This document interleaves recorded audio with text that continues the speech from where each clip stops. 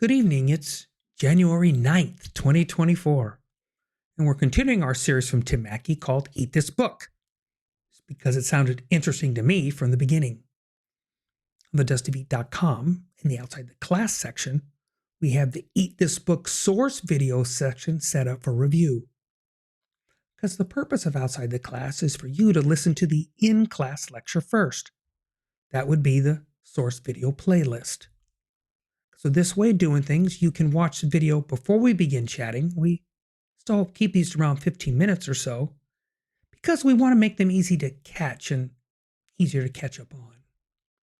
So we're going to continue our Eat This Book series with God Brings Blessing Out of Curse. And this is part 6 on Outside the Class on the Dusty Feet.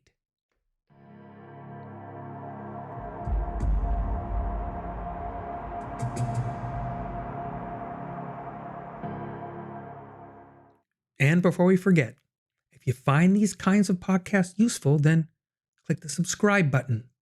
The reminders, they just help you. But also, if you think these might be useful to others, click that like button, because that is the way that YouTube chooses to share these to more people if they wish. Eat This Book.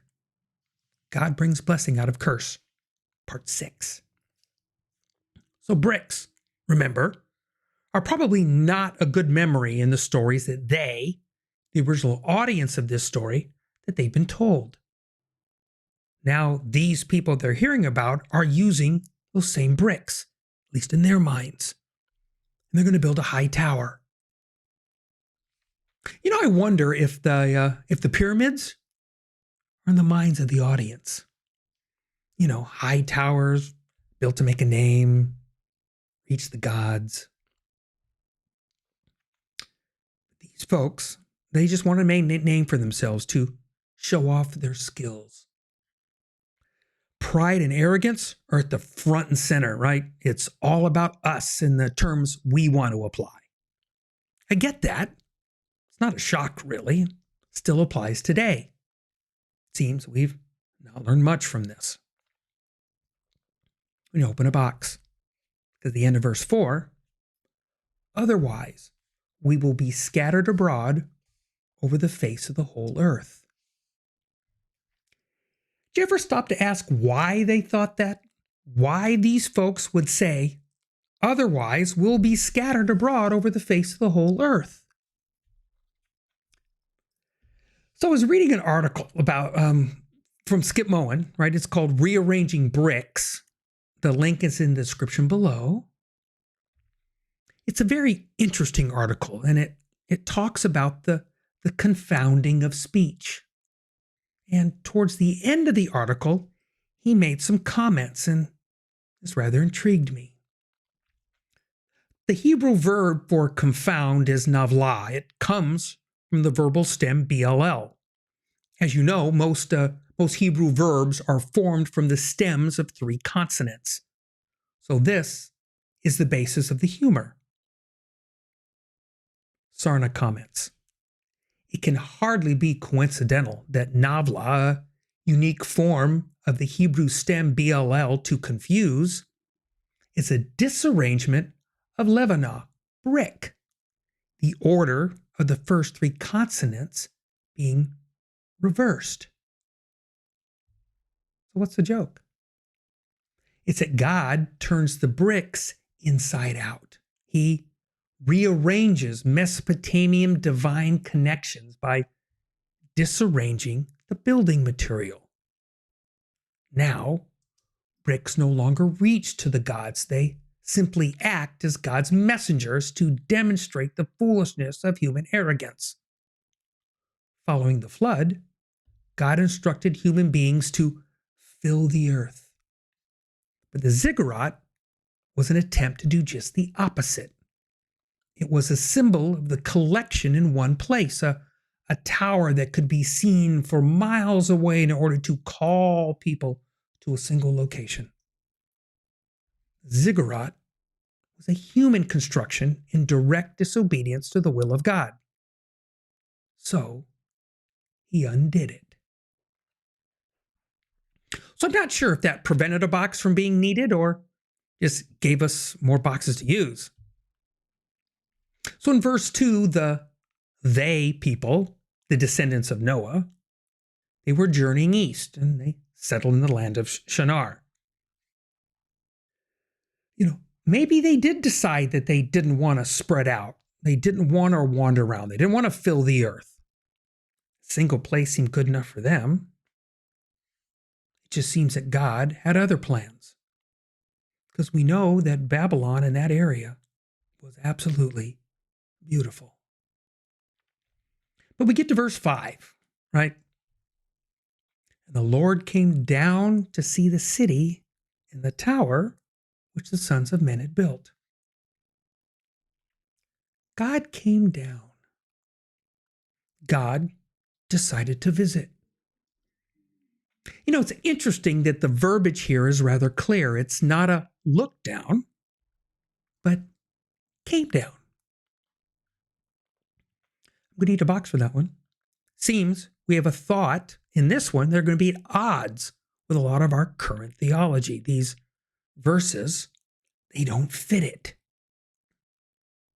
We're not finished with these. We read this story. We've read this story. We think we know this story. We maybe even thought that we've eaten this story. But have we really?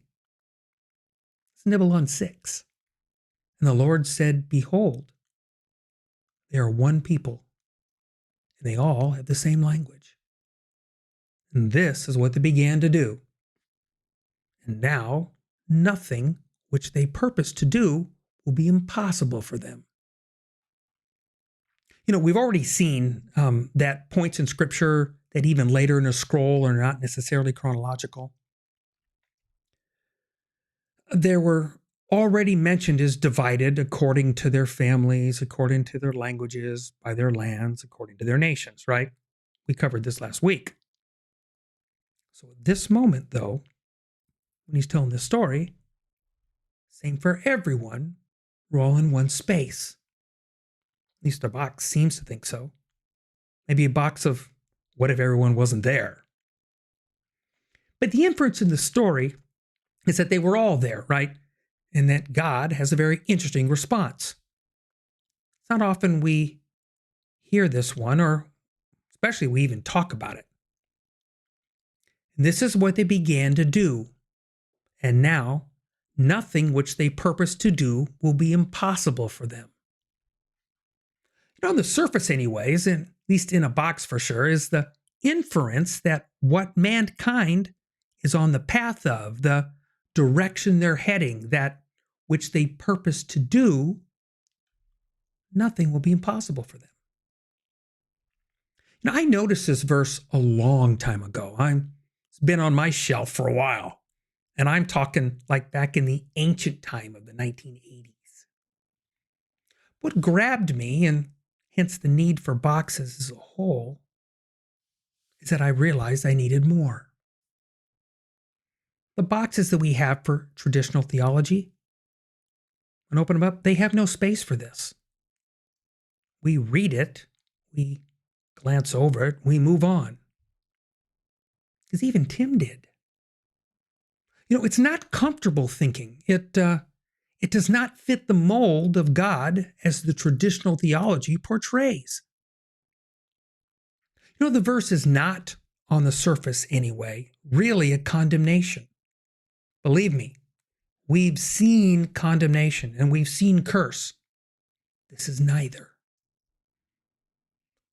I will fully admit that it is a consequence. It's an action taken by humankind, and then God chose to again step in, come down, and chose to interact and respond.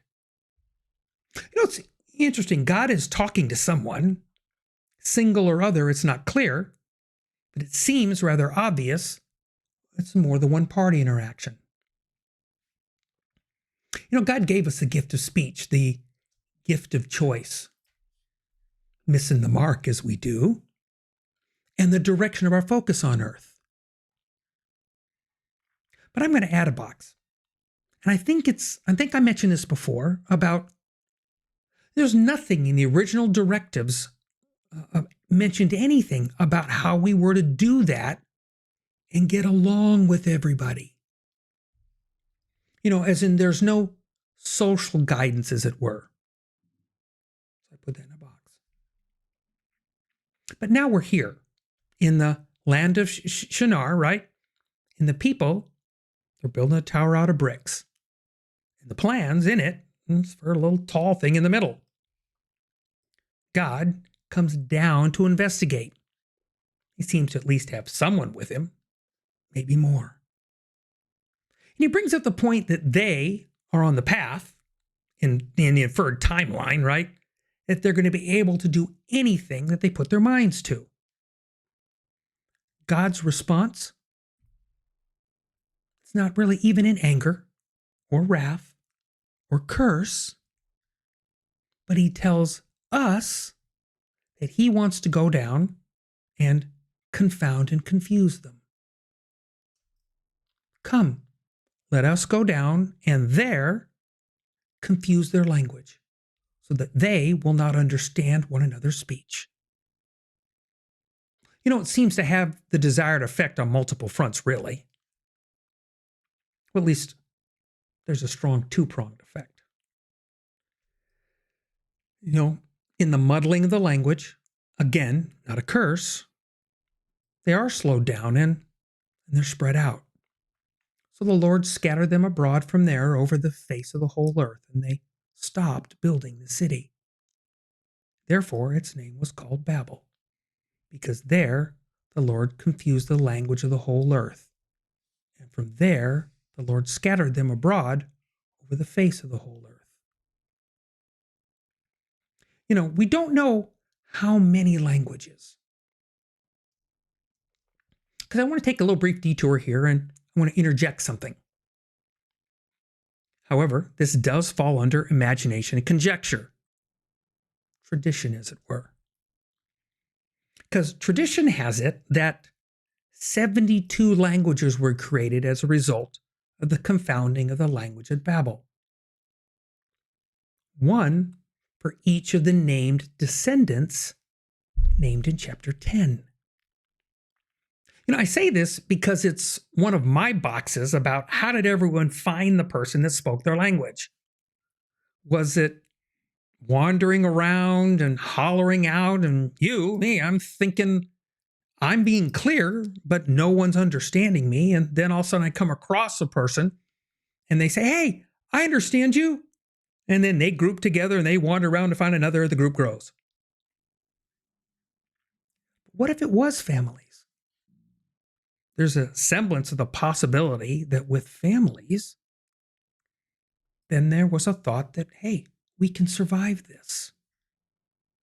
And then in safety, maybe, of the needing to migrate to find a place to settle and be safe. And then as the descendants of Shem, the line that God makes kind of clear goes through, this one mentioned at the end of chapter 11, this is where these are the people that are the Hebrew-speaking people that we have today. I've heard it said, and to be open up front, that the fact that we don't really know, right? Imagination, conjecture, they're part of our beliefs. We need to get comfortable with that. But that the language that was through Shem is the only one not changed. It's the original, as it were. Only God knows. We just know God knows it's not English. You know, when the story is telling, and you can almost hear the people that are listening to this story first go, oh, this is why there are so many languages and why we're so spread about. And it does wrap us around to clarify the reference earlier about being divided according to their families, according to their languages, by their lands, according to their nations. I'm still going to need another box. And this one needs to have a very pretty bow on it so I can recognize it later. because we get a phrase that I'll come back to when I need to. Let us go down. Babel is 9 verses. So little given for, again, a massive apocalyptic global affecting event. All of mankind is affected, not just a chosen people. And again, little detail, but yet it seems the story is meant to be savored. It's meant to be slowly enjoyed. And the flavors that come forth, probably some we've never tasted. You know, this virus that Tim keeps talking about, I'm not sure of the effect of the eradication, but very much on 2 things for me in the Babel event seem to be in conflict. Because God's response may have slowed the development of it, but it also had the effect of spreading it wider over the planet. Yes, that is my upside down thinking coming out. It's not a traditional thought for sure. But then again, was that the intent of God at Babel? To stop the virus? You know, with Tim, the ground zero of the virus was our garden choice. And this will need to eventually, it's going to need to be dealt with in all of its mutations over all the millenniums. But yet, we're not there in that part of the book yet. We're still eating it, right?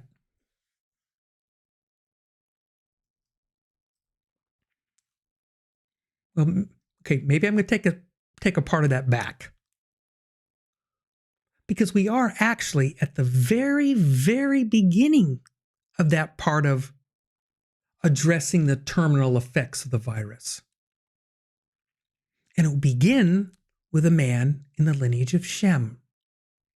And that man will have a son, and in the lineage of that man will again continue down to the one who will be he'll be the cure for the virus. You know, it's the lineage of Abram. We know him better as Abraham. You know, let's be honest, as far as 3 of the major religions on the planet, no one attached to them does not know of Abraham.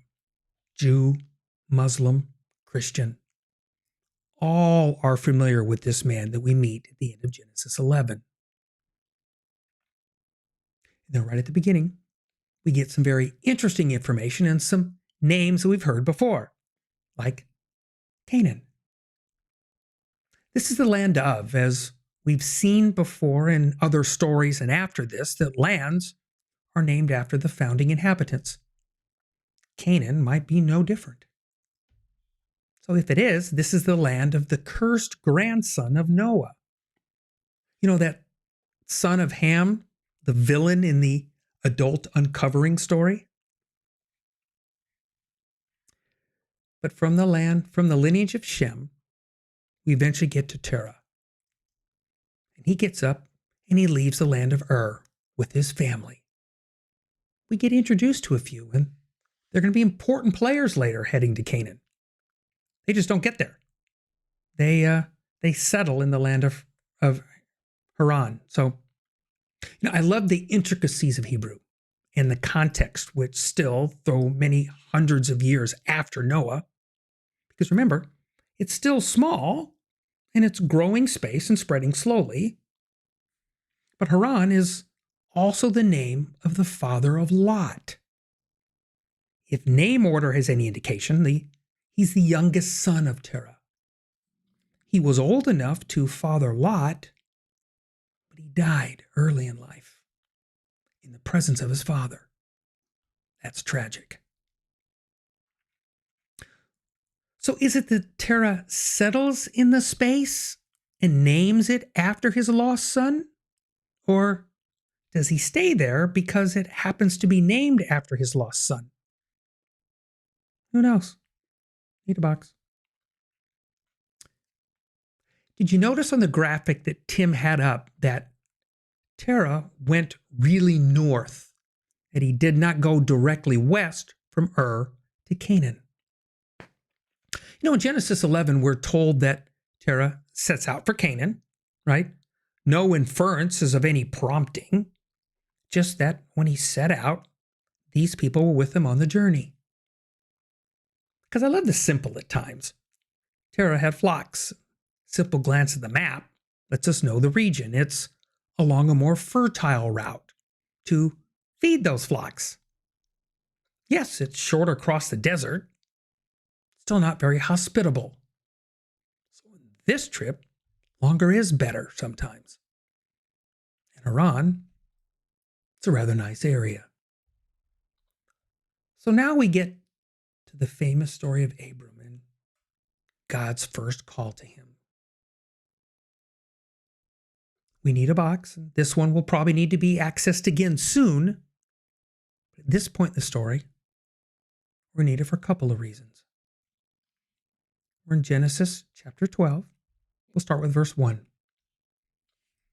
Now the Lord said to Abram, "Go forth from your country and from your relatives and from your father's house to the land which I will show you. And I will make you a great nation.